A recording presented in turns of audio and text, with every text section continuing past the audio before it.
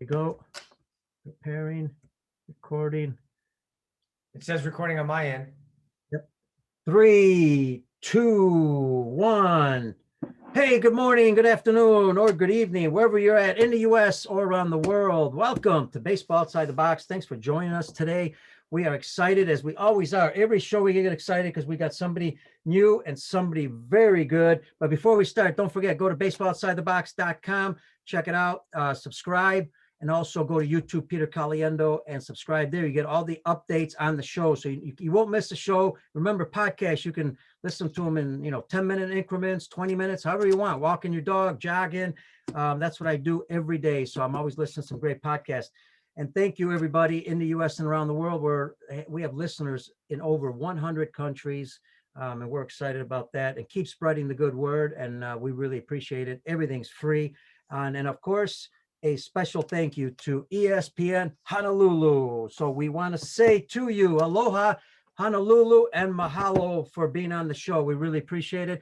And this is a special show because we have a young man, but with a tremendous amount of experience. You're going to know in a second here. Who, first of all, was born and raised in Honolulu. He's fourth generation professional player. His grandfather was Wilbur Cooper, playing the big leagues for 14 years. Incredible. And if you've once I say the name, Keoni DeRenne, which I got that right. I got DeRenne right. I got them both. I was practicing a little bit.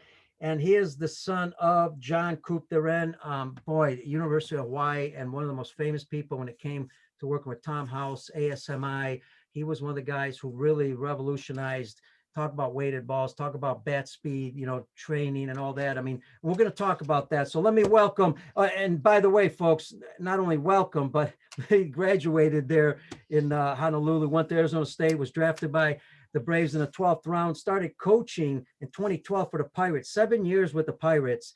He also played 11 years in the minor leagues, so 5 different organizations. Hey, coached AAA with the Cubs. Yes, Cubs, go Cubs in 2019.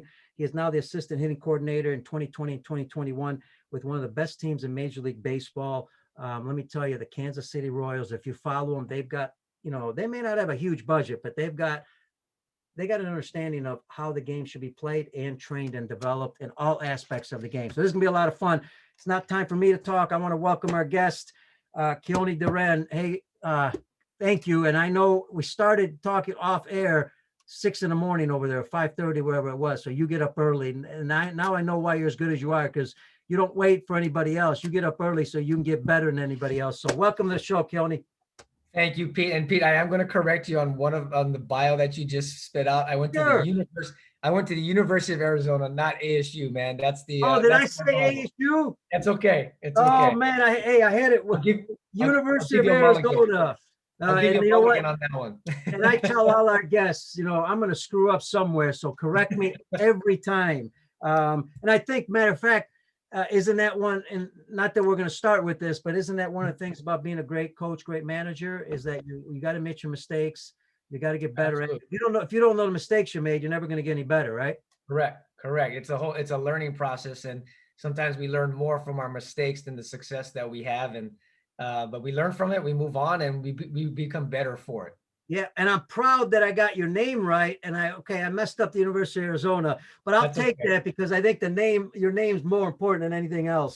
That's right. And listen, for our folks in Hawaii, this is exciting, man. I think it's not just in Hawaii, but all over the world. But being a native, born in Hawaii, take us back. It's got to be incredible. Born in Hawaii, because I've learned about how many people in Hawaii and the players that came out of there. We learned about all that, but take us back to your history growing up there with a dad that, was an outside the box thinker back then. And so let's start with that, and playing as a young kid, playing baseball there, the things maybe you learned and how you got into baseball, why you loved it so much. Yeah, I was, born, like you said, born and raised in Honolulu. This was all I knew. Like, I didn't know much about the continental United States or the mainland, how we like to categorize or call it. But I played pony baseball, which is you go through the levels of coach pitch, and then you finally play. You're facing your own other guys your age for 9 and 10, and then 11 and 12. So yeah, I mean, this was my foundation here. And on top of that, I played basketball in the fall. So baseball in Hawaii was never year round. Now everywhere across the globe, if you can have the opportunity to play baseball outside, it's year round. You know, travel ball has been a huge byproduct of that, and have allowed a lot of players to continue their baseball skills because it is a highly skilled game. So, but for me, I was just a regular kid that grew up and I loved the game. I was never forced into playing it. I was probably groomed early to like it based on my dad and being a coach at the University of Hawaii from the time that I was born. So I grew up at the University of Hawaii on that baseball field, Wow. and practices and going to all the games. It was just a part of my identity growing up. Yeah, that's awesome. And I'll tell you, folks, so you know, um, Keoni also played for Team USA at the collegiate level internationally, and also with the 18U national team. So, I mean, talk about here's a young man who had a great career playing wise, and then came in and started coaching, and has made some major influences in the coaching realm. You know, when you hear a lot, I talked to Carl Iwasaki, he talked about the talent that comes out of Hawaii. It's interesting to find out. I mean, I always like to know kind of the background, why, we're only talking about, it's a small, place. It's not like it's huge population wise, but yet there's some pretty good big leaguers, great coaches. What do you think are some of the attributes that create the good players that are coming out of there? I think part of that, Pete, why there's been a lot of talent, even though our population isn't as big as majority of the states that are out there. Number one, I think is the weather, and I think that when you have great weather year round, even if it may not be baseball season, dads grew up that are people that are from your and families that grew up, you have the opportunity to go outside, to go play catch, to go take ground balls, possibly go and take batting practice, even though their son or daughter, if they're playing baseball even at a young age, are out there and possibly playing other sports. And Hawaii's really been popular with multiple sport type athletes. So baseball and soccer, and of course football is really, really huge here, with the influence of just the success that, number one, the University of Hawaii has had. And then you see some of the great college players that have gone, or from Hawaii, that have gone on to play collegiately. And then obviously taking that a step further to get opportunity to play at the NFL. I think with baseball, it's just one of those things that kids enjoy playing. I mean, it can be rough to try to find opportunities to play by yourself because it is a team sport. You can't just go like to a basketball court and shoot hoops and work on your game there. But I think there's enough male influences and fathers, especially, who love the game, grew up playing it, and now they want to be able to pass it on down to their son, however way that they can. And I think part of that too, Pete, is there's not a lot of big people here, from the physical aspect. And, we don't have a lot of guys that are 6'2", 6'3", 6'4", coming out of the state. So what's the one sport that you could actually play past high school and maybe get college opportunities to further their education and possibly pro? Well, baseball fits kind of that mold. Soccer too, I think, has that. But soccer, we're still a little bit behind compared to, I think, where Europe's at on a world or in a global perspective. But baseball, I think, has always been true here, and especially the guys that have come before me as a player. Like, I looked up to the Mike Fetters of the world, the Sid Fernandez, Mike Lum, who was the very first Hawaii-born player to ever play in the big leagues, was a very close friend of my dad. So I knew Mike from the time I was a little kid. Guys like Len Cicada, who's influenced me and helped me in my career as a young teenager, and then carrying that into collegiately and professionally. So those are the guys that at least for me, I know I looked up to, and I'm sure there's a lot of guys that did the same. And now the younger generation here, they're looking up to Shane Victorino, they're looking up to Colton Wall, they're looking up to Kurt Suzuki, guys who have been there in the game and doing their thing, that, hey, I can be, or I want to be that, and I can do that because those guys came from the same soil as me. Yeah, being in Chicago, I got to watch Colton Wong, and first with the Cardinals, and then come in and play with Milwaukee. Now, I mean, there's a great example. I mean, he's a big guy as far as strong. He's very strong, but he's not real tall or anything. Right. Unbelievable player. The other part we were talking about a little bit off air, we talked about, Japan. There is an influence of Japanese there in Hawaii. And I'm curious, not only the discipline aspect, but growing up, the culture there, was there the discipline part and the mental toughness? Because there seems to be some mental tough people coming Yes. out of there playing sports.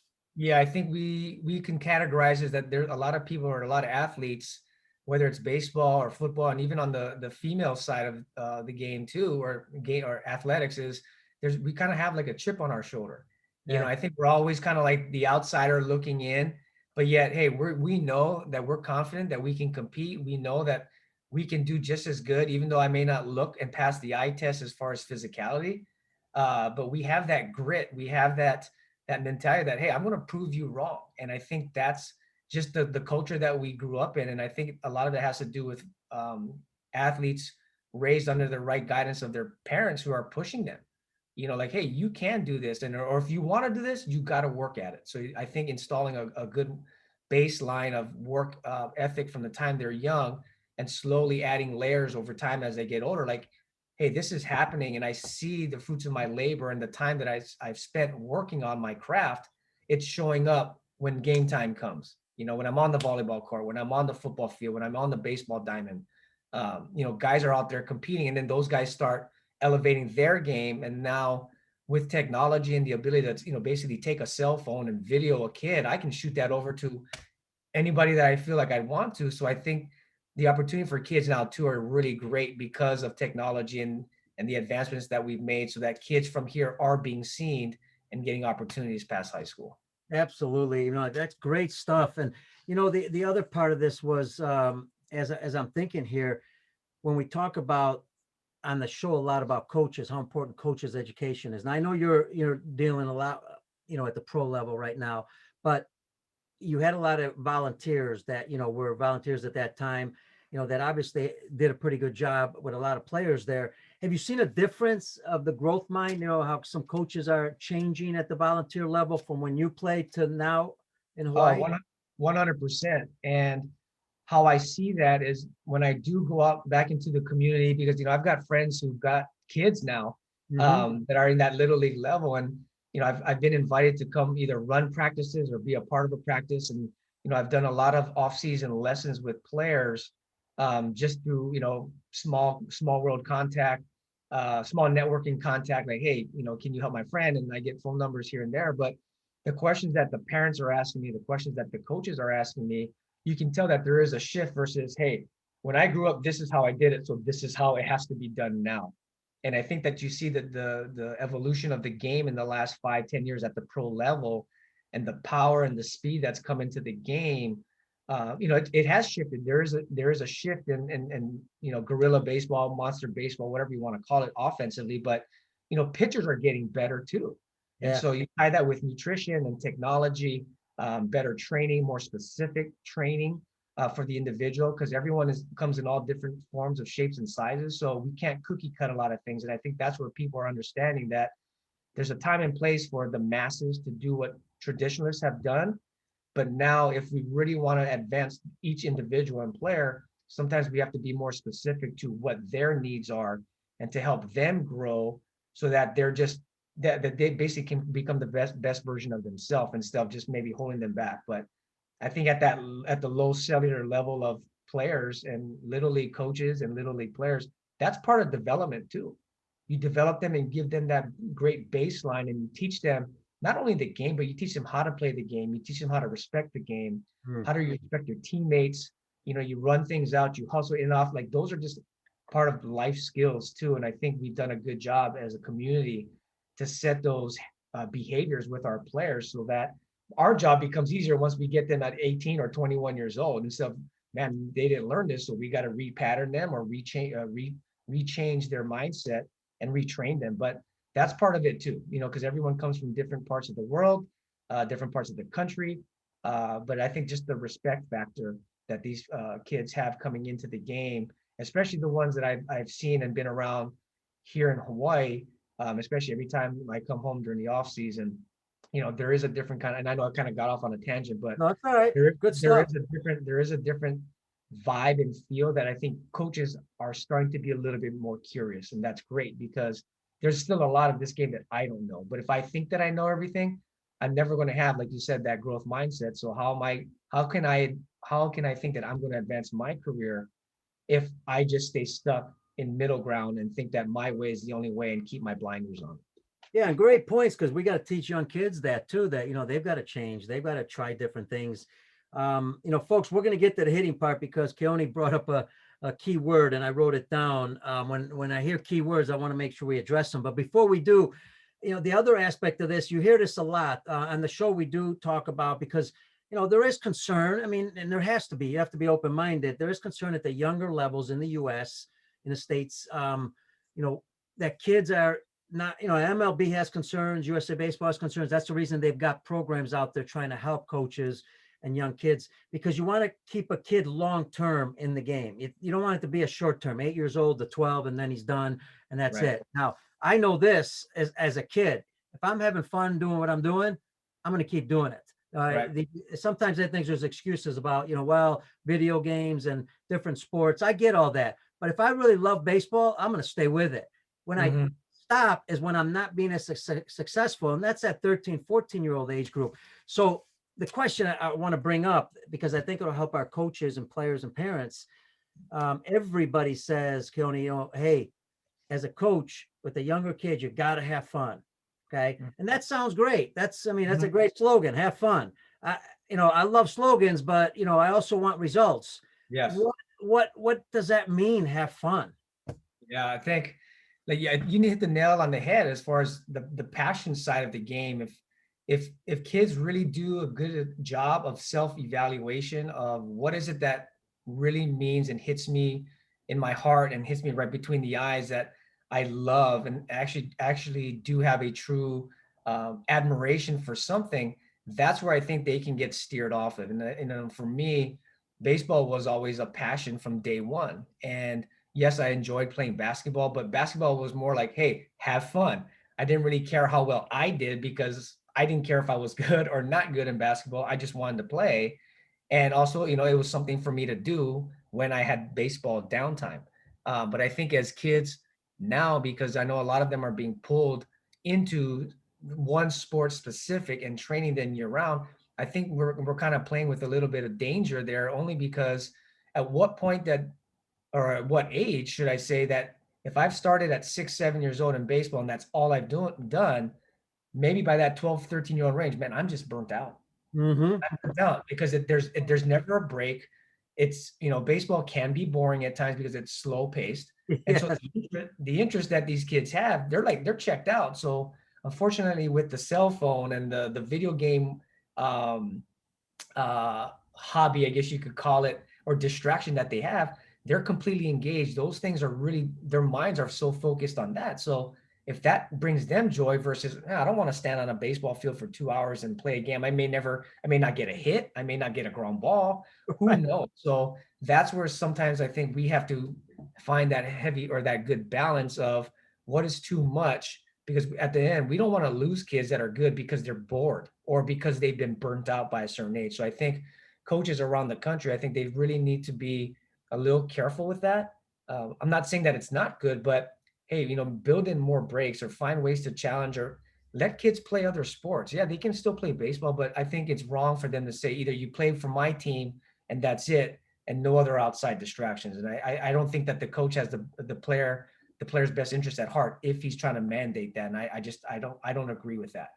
So Yeah, and hopefully I answered your question in that way. yeah, absolutely. And not only do not agree with it, I think science doesn't agree with it. Medical industry doesn't agree with it. And we do keep harping on the show about it because I think it's important to have that message out there to parents, especially, to understand that let your kids play other sports, because we're talking about, it's not just, yes, they're going to get burned out, but two, physically, they can get hurt, Yes. mentally. There's so many different things that can happen if they're not playing multiple sports. And folks, you've heard me say it on the show. We'll say it again. If you look at not just baseball, but there was a study done. It had to be, and I'm paraphrasing, probably 95%. I may be lowballing it. Of major league players were all multi-sport athletes. I interviewed a golf expert, a psychiatrist who works with golfers. And I asked them that question: how many golfers were multi-sport athletes? She said only one was not at the highest level. So there you go. Everybody that thinks, I'm born at 8 years old as a golfer, and that's all I do is golf. That's not the case.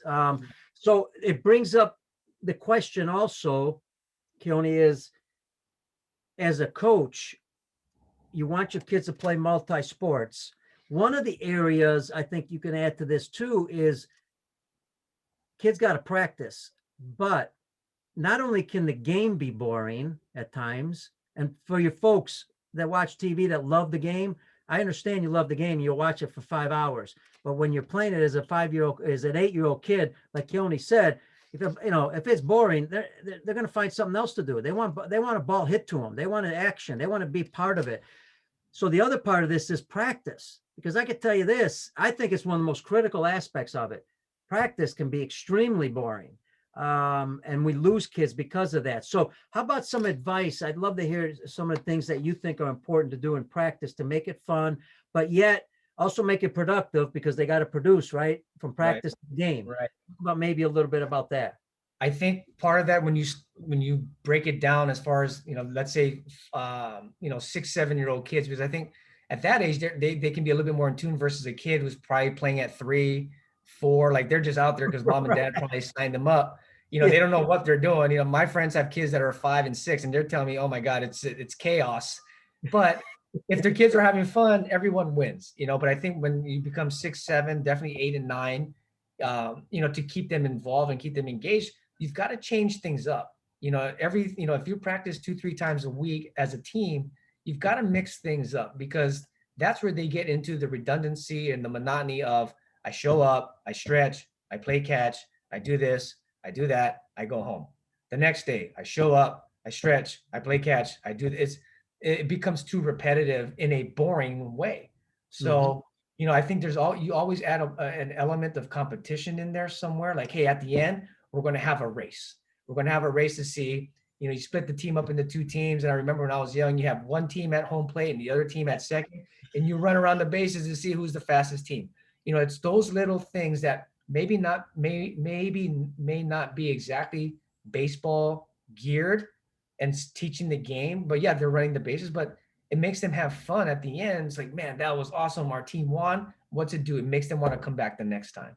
So I think coaches can be really creative. I mean, have to practice really be baseball specific, but then add a competition in there somewhere. And it doesn't have to be geared exactly towards baseball. It could be a throwing competition to see who has, who's the most accurate, or who can block balls the best if you're a catcher. I mean, some of these things, I think we've got to be creative to keep them engaged. And basically at the end of the day, I want my kid, or I want my team and my players to be excited for the next time we practice. The game's always going to be fun because now you're playing against another opponent on the other side. But if we keep those players active, we keep them fresh, we challenge them, we move them around, and you just add a fun element to the game, they're going to want to come back and continue.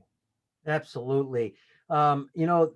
And as we talk about this, I wanted to ask you, in Hawaii, just like anywhere else, there's competition when it comes to sports, right? You want kids to play baseball, but yet there's other sports to do. And we want them to play multiple sports. What would be the major competitor in Hawaii? Is it soccer? Or is there other sports that kids play there? And I ask that because cross training, that, if you're doing other sports, that can help baseball also. So what are the major sports there? Football is probably number one. And I think part of that too is, we have a lot of Polynesian influence. We have a lot of Polynesian players. And we've had a lot of successful Polynesian athletes move on from high school to play at the D1 football level. And those guys have gone on to go and play in the NFL, and they've shined. We've got guys like Marcus Mariota, who born and raised here and went to St. Louis High School, went to University of Oregon, Heisman Trophy winner. And, now he's in the NFL. Like, those guys, Tua Tagovailoa, we've had guys recently who have set the bar high, yes, in college, but they've also set the bar high when they become, NFL players. And so I think the more that you see that on TV, and our news here has done a tremendous job following all of our athletes once they get past high school, like, hey, this is what this guy's doing. This is where he's at. This is, he's doing his thing. So kids don't lose sight and they don't lose touch of, well, whatever happened to that guy that graduated from this high school? I don't hear about him anymore. Right. Well, our news does a really good job to stay on top of those athletes, and I commend all the news stations plus the newspaper um, writers for those guys to stay on top of it, because it is part of who we are. And then you think about the University of Hawaii, that's the top of what we have when it comes to athletics. That's our pro team. And so when the university has success, those kids become a little bit more influenced. Like, man, I want to play football for the University of Hawaii, or I want to play volleyball. Volleyball is really, really popular, both men's and women's. And so it gets those kids, their attention, because it's like, wow, those guys are doing it at the next level. Why can't I do it? Why not? Why can't that be me one day? So I think it helps it helps plant the seed that things can be done, because I've seen people from here go on and move it. But football is probably number one. I'd say baseball and soccer maybe number two, but definitely baseball, in a sense that there's a lot of opportunities for kids to move on past high school baseball, whether it's D1, D2, D3, JUCO. And I think kids are tapping into that. It's not just only D1 or I don't play. No, there's a lot of schools out there, but got to do your research. You got to try to make connections out there. And I think there's a lot of athletes that maybe they don't give themselves the best opportunity to move past high school, because they don't go out and try to seek maybe opportunities when there is a lot of opportunities for them to continue their baseball career. But I always tell the kids, hey, you are a student athlete first. So remember that, like, take care of what you got to take care of in the classroom. So those opportunities to play at the next level, a coach can look at your transcript and say, yeah, this kid can get into my school, versus, you know what, I have to move on because he's not taking care of what he needs to take care of in the class. I love looking at states, countries that are producing players at the higher levels, and obviously through education, through colleges. And I think I love looking at that because, you and I were talking off the air, and I told you that Cuba, people think there's millions of players there. Well, there's about 60,000 that, basically play, but they're producing some unbelievable players. Hawaii, we just talked about that. Not a big population, but they're producing some very good players. So it's great to look at that. Now, you went through 11-year career playing. Then in 2012, you got into coaching with the Pirates.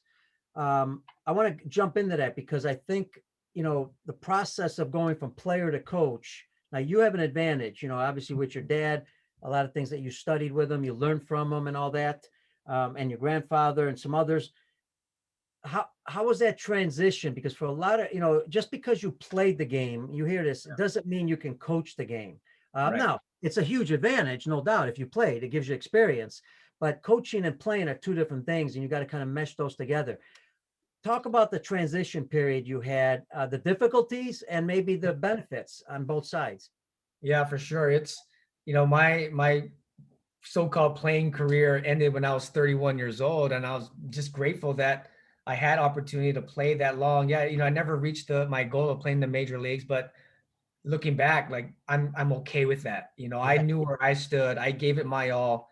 I had opportunities. I just, at the end of the day, Pete, I wasn't good enough. If I was, I would have had a chance. But I know deep down in my heart, I did everything I possibly could to try to reach that goal. And I was just very fortunate that organizations gave me that opportunity. But I always knew when I was done playing that I wanted to stay involved in the game. Number one, because of, my family and everything that I grew up in, and the household that I grew up in, and the legacy that my family, my dad, my grandfather, my great grandfather had laid for me. But the game has given me so much at 31 years old, at that time. And I've been able to travel around the world. I've been able to travel around the country as an amateur, as a pro, because of baseball. And so the way that I also looked at it was, how can I give back to the game that has given me so much? Put my egos aside. It's not about me anymore. It's not about my playing career. How can I help the next kid who has the same goals and same dreams that I once had? How can I maybe help him along his journey to hopefully maybe one day reach the major leagues and get a chance there and be a small part of his influence, I guess you can say, and hopefully impact him the right way. And so talking with my mom and dad, like, I think I'm ready to make that next transition. And so what I did was I decided, okay, either I'm going to go the professional baseball route or maybe go collegiately.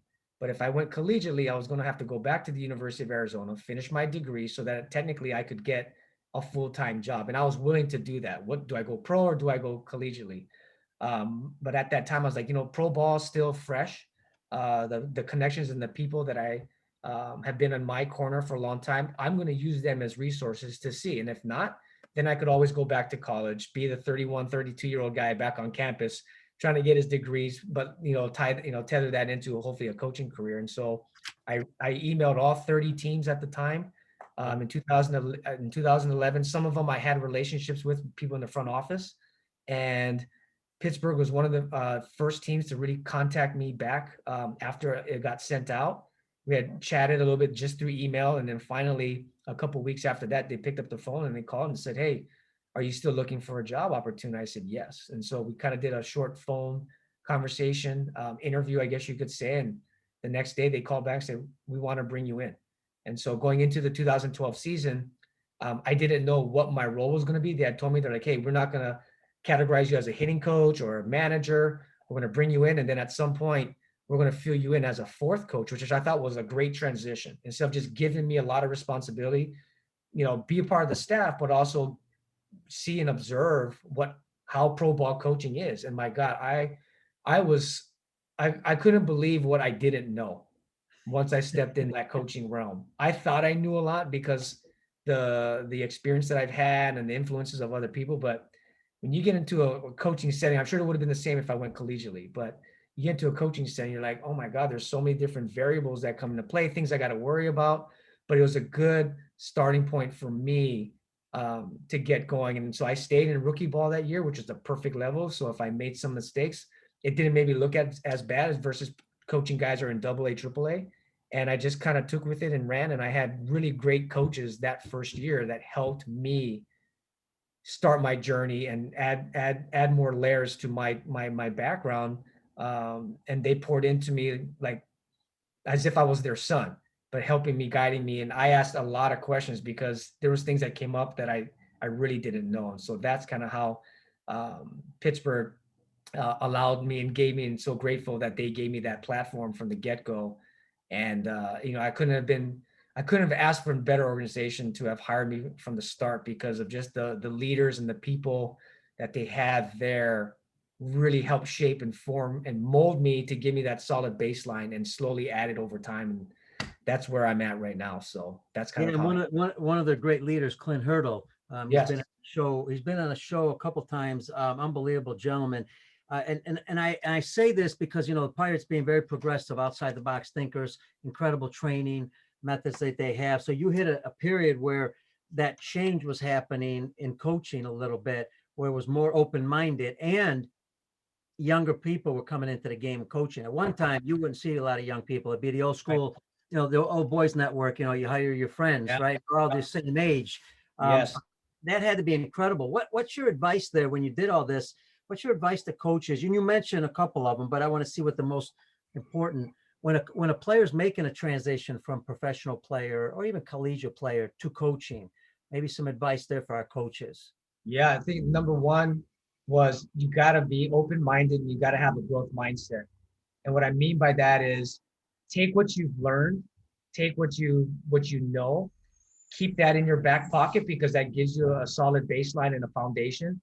But once you step into that coaching realm, really absorb and take in other things that other coaches have done because they've got the experience now on the coaching side of the game. So if I were to give anyone advice, that'd be number one, be open-minded, keep your scope wide, take your blinders off, and just learn and listen, ask questions, wait to speak, instead of thinking, well, I want to put my name and put my stamp on this, and I want to act like I know what I'm talking about, so I'm going to interrupt.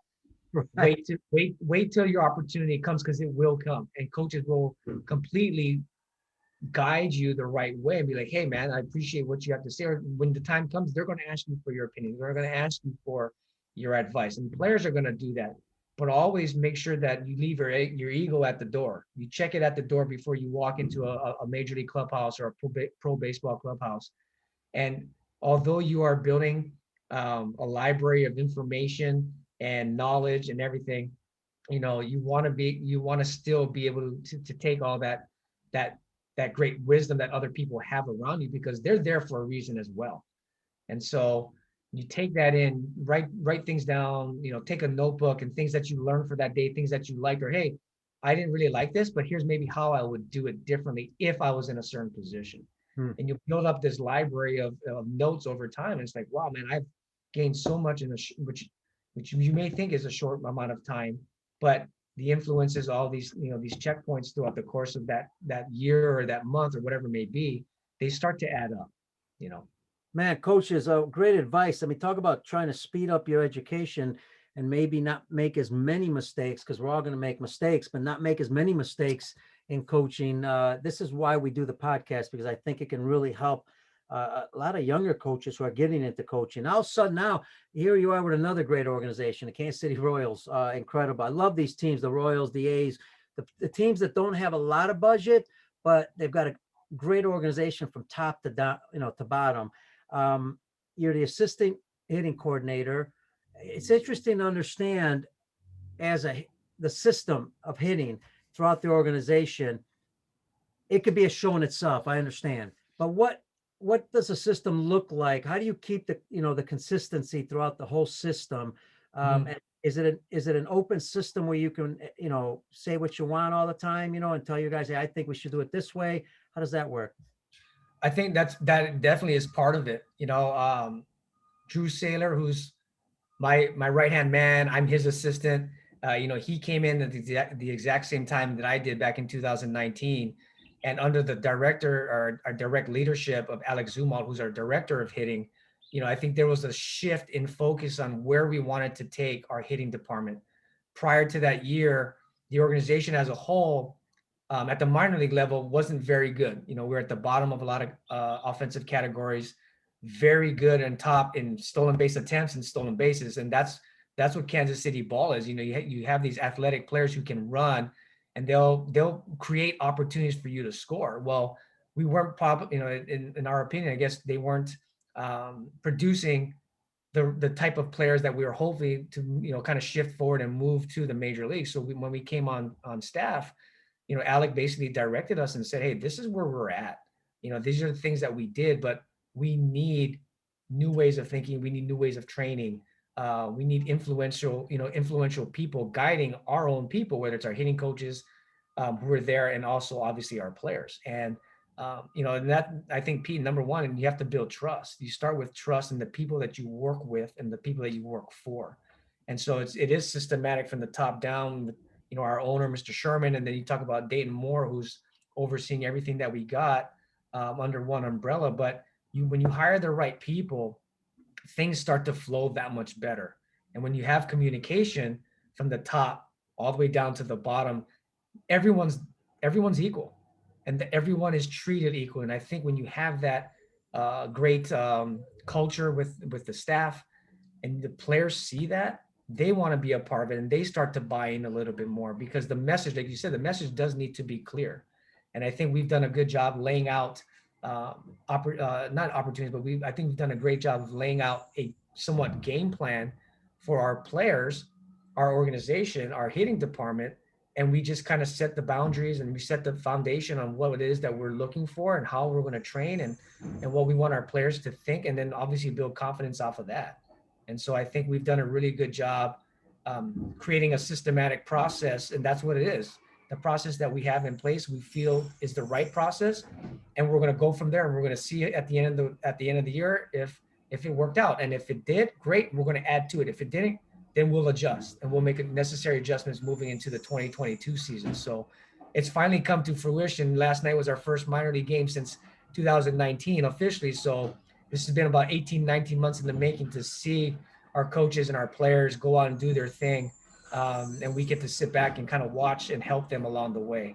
So hopefully I answered the question and what you were seeking, but I think that's where communication, building trust, open line of communication, asking people for their advice, asking people for their opinion versus, well, I'm going to do it because I'm this guy and I'm not going to let other people influence. And I think when you have that open dialogue, you take in information, and eventually you become, if you're that guy that has to make a decision on something, you go ahead because you know where everyone else and what the room is thinking and feeling.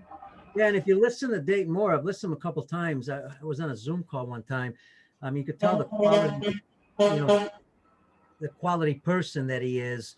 And you can see that, when you listen to players talk on TV, how much they like the organization because of how they're treated. I think those are all awesome points. Now, without giving up trade secrets, I get it, because you can't, there's technology, there's things you do. Right. But it's interesting to understand some of the changes you're talking about that you guys made offensively. Can you give us some of them to kind of get an idea? Because it could relate to, youth baseball, high school, college. And what I'm going to tell you, I love that Kansas City hits the ball all over the place and, does certain things that they call it the small game, but there's a lot more than just a small game. Right. Well, I think the advancement of technology and data has entered the game, 5, 6, 7, 8 years ago. And information now, Peter, everyone's got it. Everyone has the same information. It's not that one organization or two organizations has more information. All the information is shared amongst all the teams based on the companies that are collecting the information. Where teams separate themselves, I believe, is how you take that information and then you apply it to the people and the staff that you have. Because you could get drowned with so much information that's out there. Well, what is relevant, what is not relevant? And then, so I think what we've done is we've added, some of the technology, because prior to coming on staff here, technology and data was there, but it was a small part of the organization and maybe kind of an afterthought.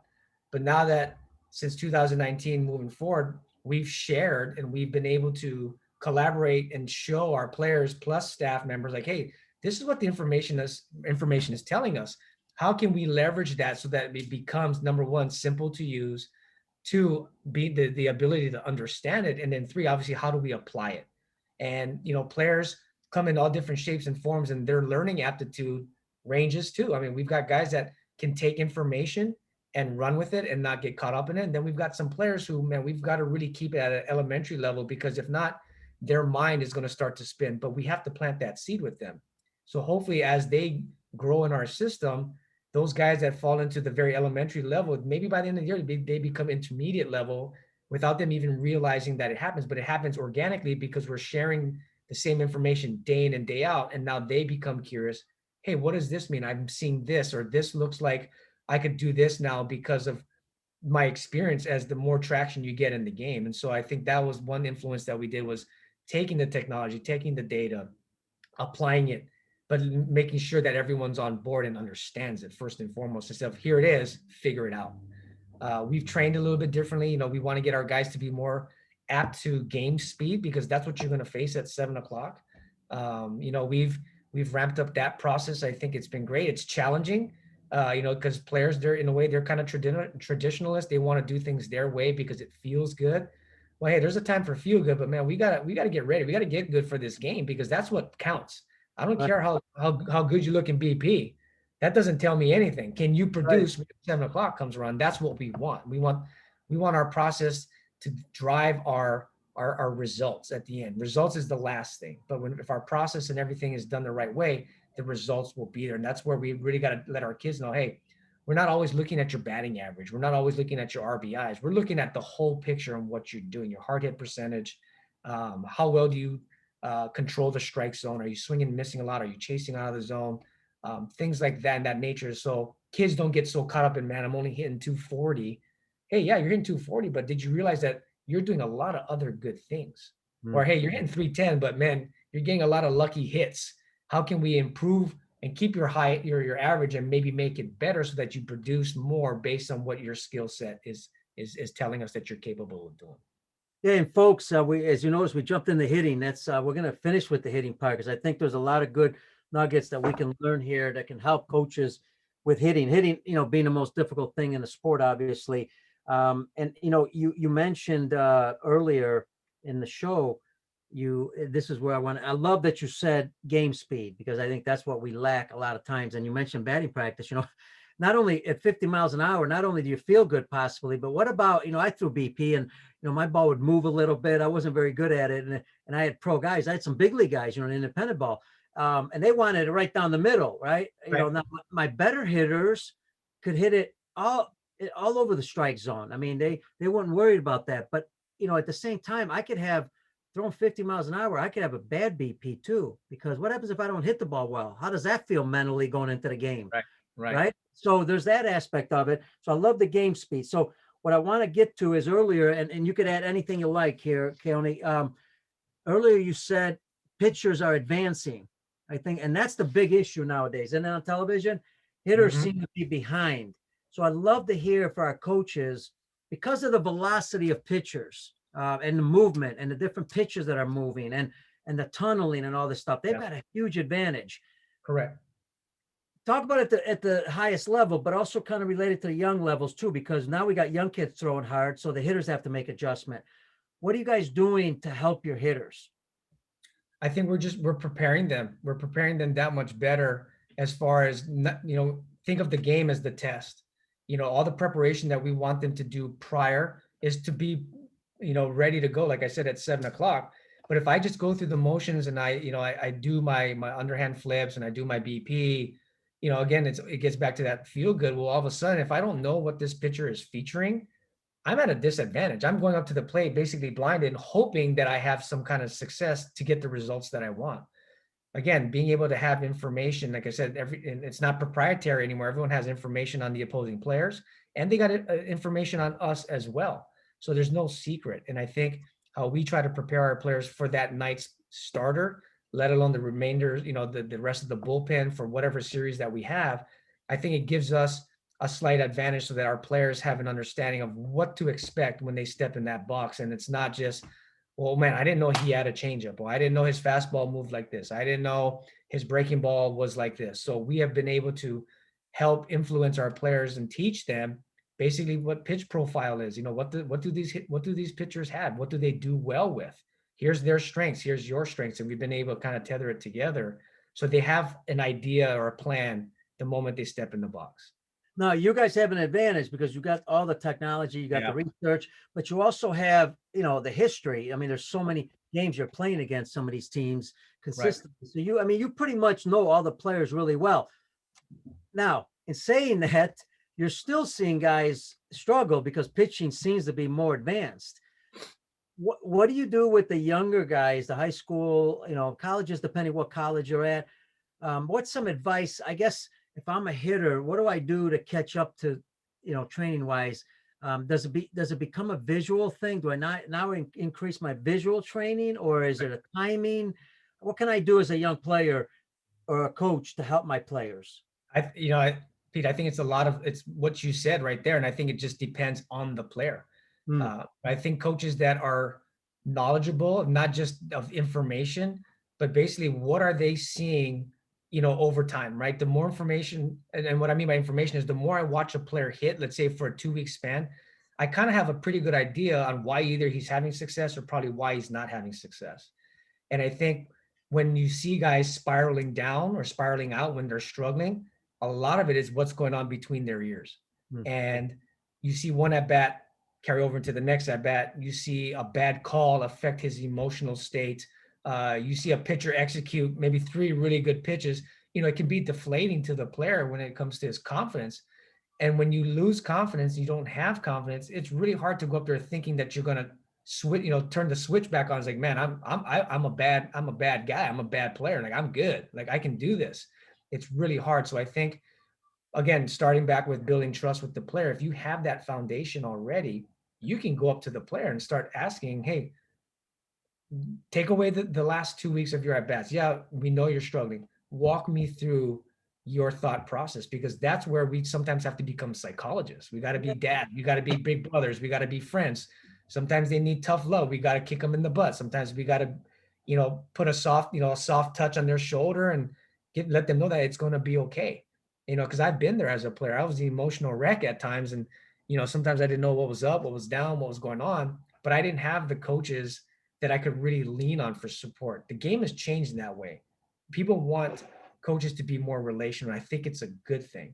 You get close to them because eventually it's their career, and you want them to be able to share things and not hold things back, because that may hinder them from reaching their potential or reaching their ceiling. So when you build that trust with the player, it gives you the credibility to go up to him and say, hey, man, what do you got?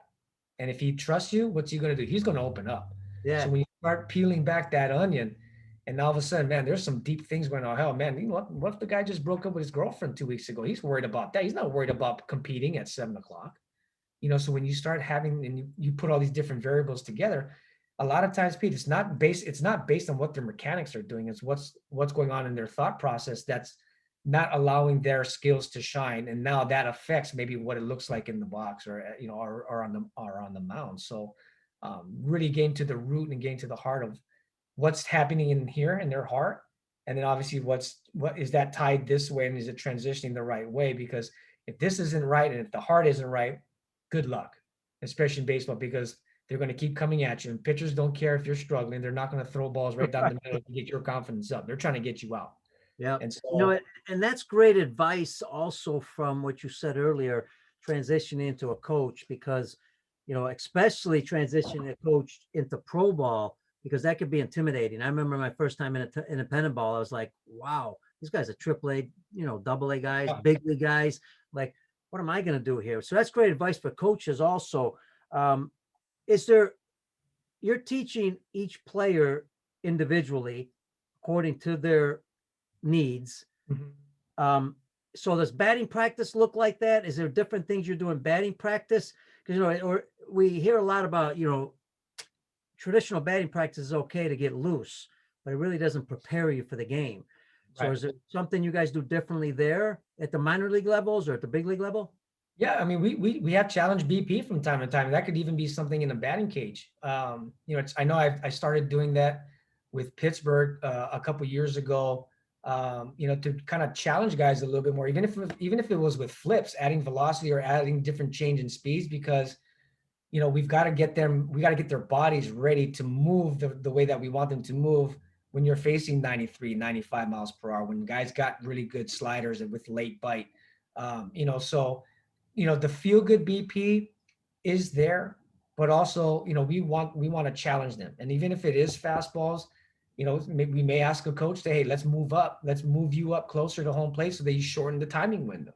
And kids, if you let the kids know why you're doing certain things, it's a lot easier for them to say, okay, I get it, versus why are they doing this? They're not telling me anything and I don't like it. So, we don't want them to kind of check out.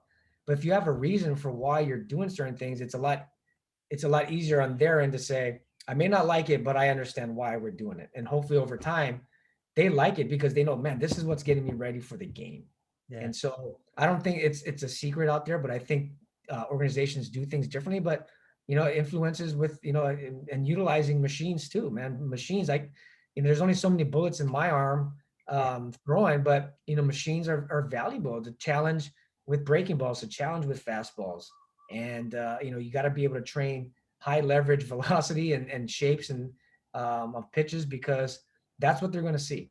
That's what they're going to see. If they don't like it, sorry, but we're in the long run, we know this is better for you, so that the guy on the mound, when you do face him, it's not like, oh my gosh, this is completely overwhelming. I got to believe as a player or as an organization, vision and, it's evolving, the training aspect of vision. It's getting better and better. You got to believe that it's the most important part to start with, because it affects the brain, obviously. The brain controls everything. Do you guys, in the off season, players obviously, hopefully, are training their vision on their own, or they have programs for them. But how heavily is that involved in an organization when it comes to the vision aspect of it? I think it's still, I don't want to say it's new, but I think it's sometimes, depending on the organization, it might be an afterthought. I think there are organizations out there that believe in it, think that it is maybe something that we can train, or we can find, small margins to help influence them and get the players a little bit better, because 2-3% increase over your opponent is in the long run is going to help in something with vision, because it starts with your eyes. If you can't see clearly, if you can't see well, I don't care what your skills look like in BP or fielding ground balls and throwing across the diamond. Your eyes sends the signal to your brain, and then tells the signal from your brain to your body how to move and how to adapt. There's still a huge science part to it, and I'm definitely not credible to talk about any of that. But it does start with your eyes being able. Number one, can you see clearly? And I think there are some kids out there that don't think of it as in being important until it's like, man, I'm having a tough time seeing at night. Well, how are your eyes? Oh, they're good, but unless you actually put them down in front of an optometrist to get their eyes checked, that can be a huge difference or a separator for guys by the time, especially at night games, because you're playing these minor league parks. Not all their lights are good. So any advantage that you can see visually is only going to help you be a little bit more competitive. And yesterday, and a great example of that, yesterday I was listening to a show with a top visual expert. He was working, I won't mention the place, but he's working with a particular college.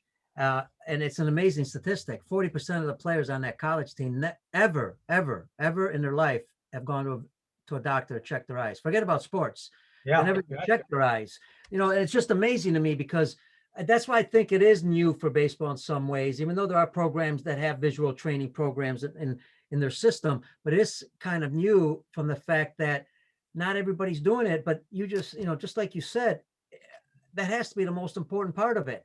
The second part that affects that, once you're talking about the vision part, and we've got I know you've got a schedule. We got about 10 more minutes. Are you good for 10 more minutes? Oh, absolutely. Okay. I want to make sure, because I forgot you had something, another Zoom.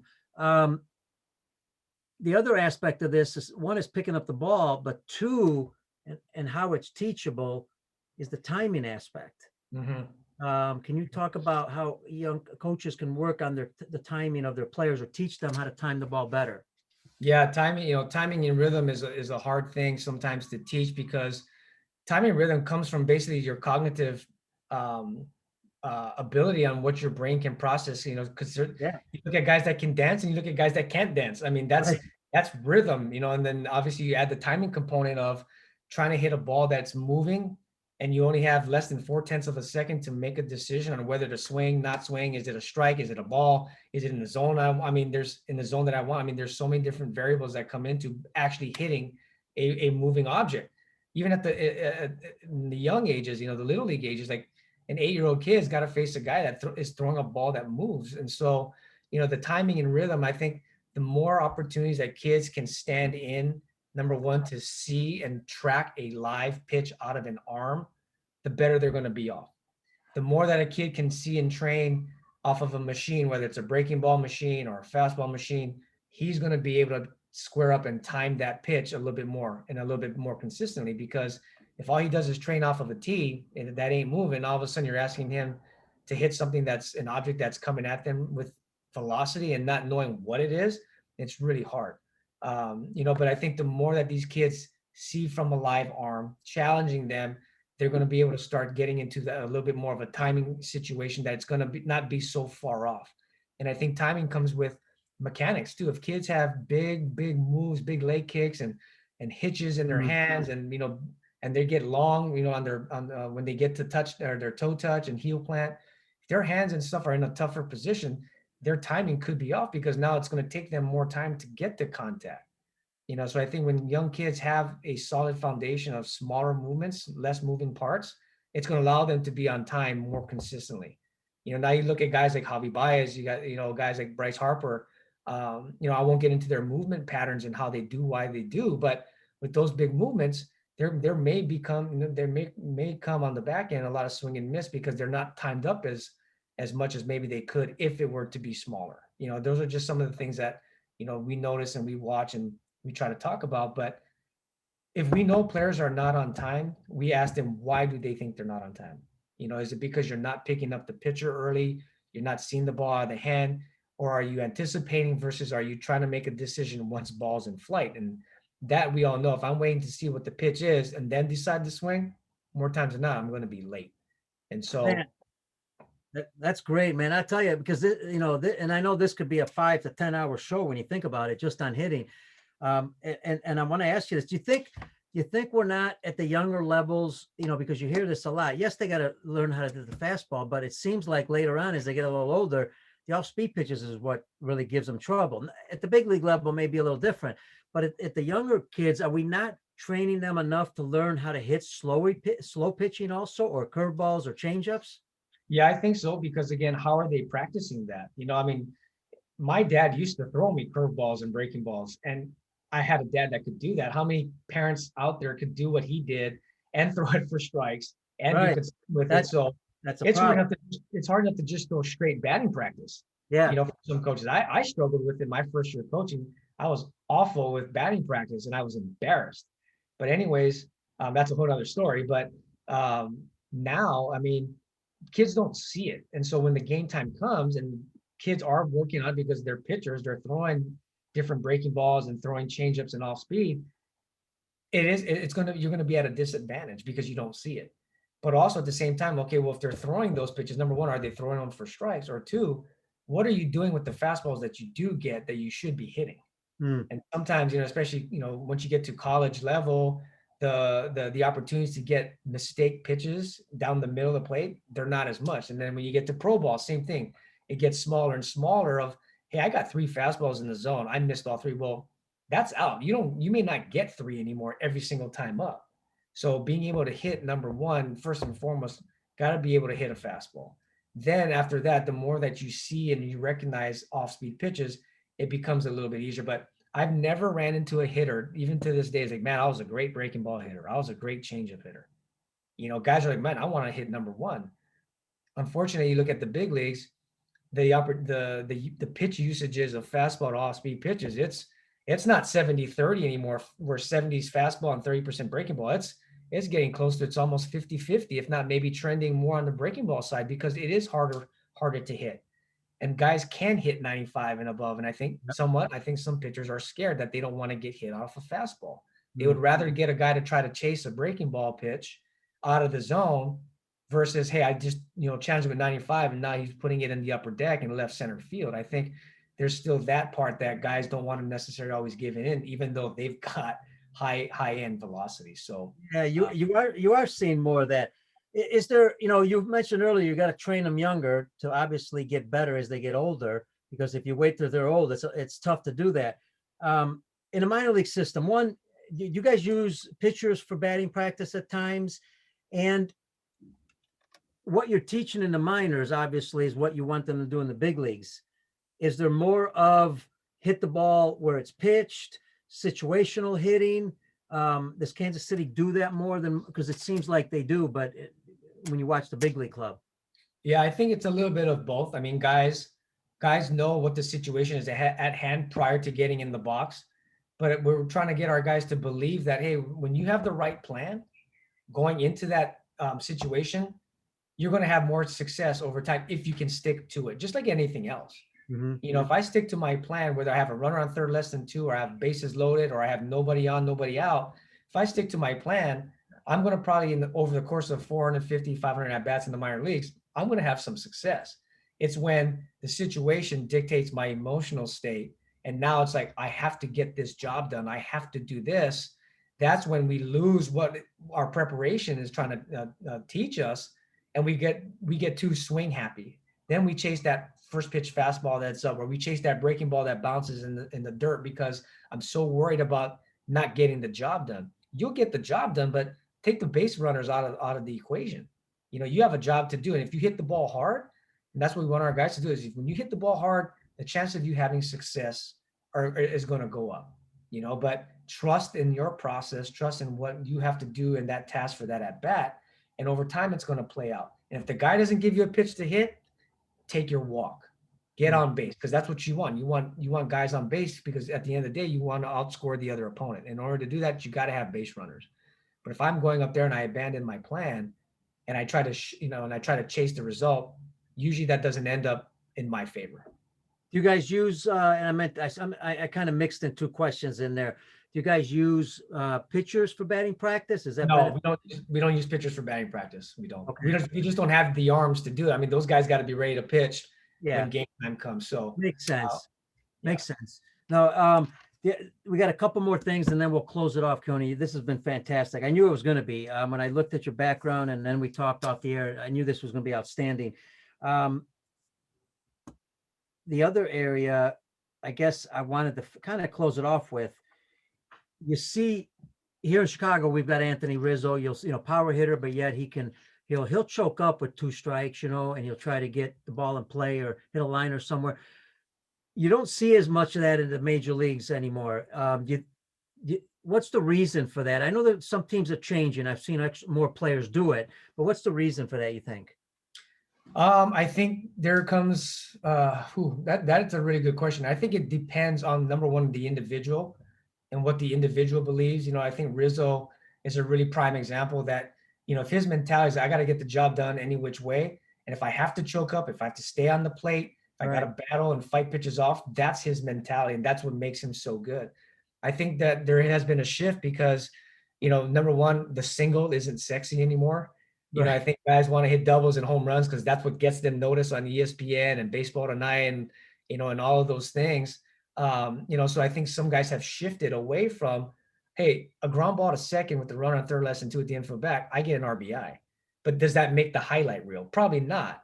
Right. And so I think it just depends on where guys are at. Whereas I remember reading an article early in the 2013, 2014 about this shift.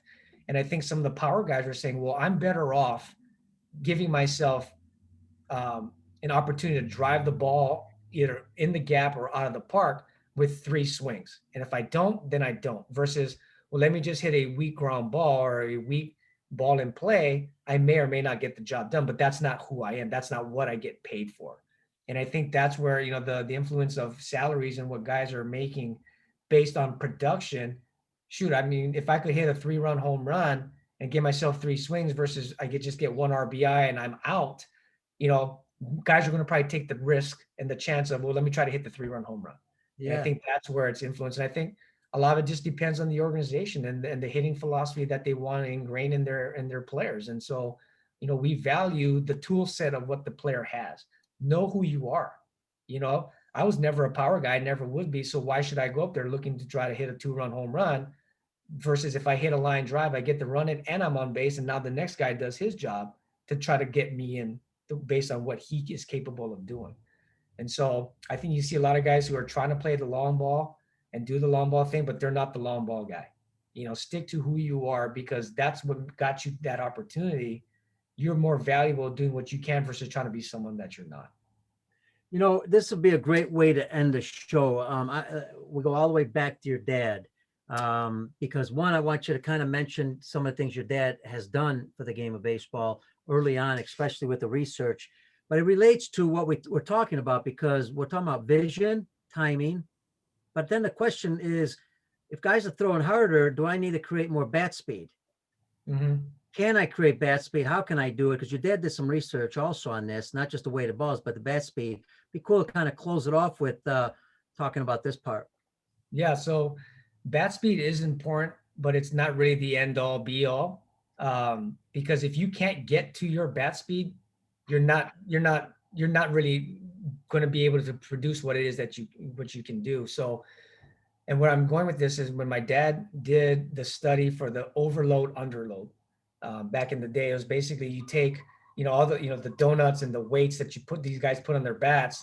That doesn't actually give you faster bat speed if that's what you're seeking. It's kind of a placebo where you add a weight on it. Yeah, the bat feels heavier. I take it off. Oh, of course it's going to feel lighter because you just took off 16, 18 ounces of weight off of your bat, but it doesn't mean you're swinging faster. And so what the research that he did, to kind of, like you said, paraphrase is all you really need to do is have a bat that's probably 2 ounces heavier than what you normally would swing at, and a bat that's 2 ounces lighter than what you train at.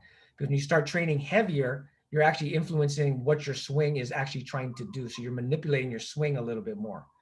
And so if there's an off-season program that allows you to work, maybe it's 2 or 3 months. I don't remember exactly the right protocols, but you do train and swing with a bat that's only 2 ounces heavier than what you normally would. And then you also influence and use the underload because you're activating your quick twitch muscle fibers. So pairing that up, there is a program that they did that they found that would help increase bat speed. Well, on the other side, Pete, is if I can get my bat speed up to like 74 miles per hour, but I can't accelerate my body the right way to get to the 74 mile per hour bat speed, I'm leaving more on the table. So there's other ways that I need to think as far as what's more influential.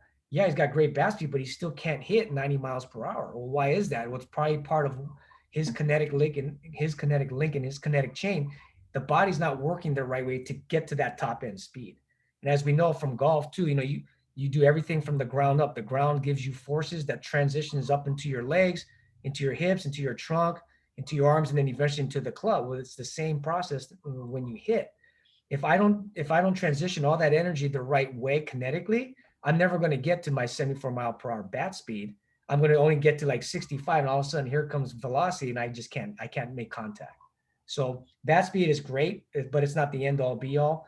How can I basically use, and we use a device called Blast, and Blast gives us information on rotational acceleration, and that's what's important to see how well you're accelerating to get to that bat speed.